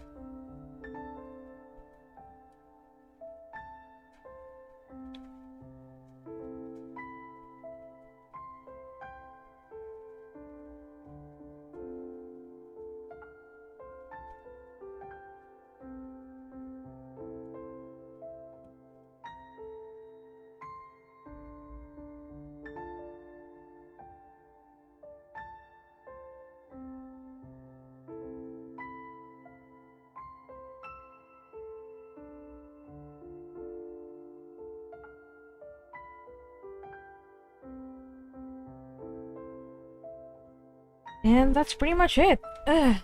Wow.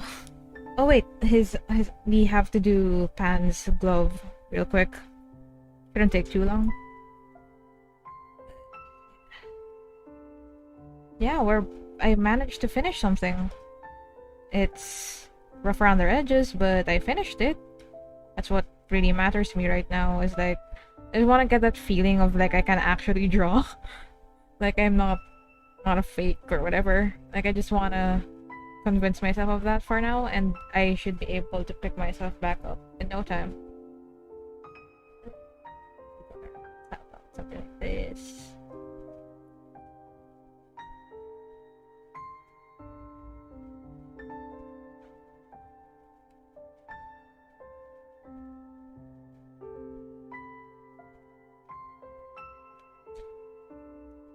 Oh, there.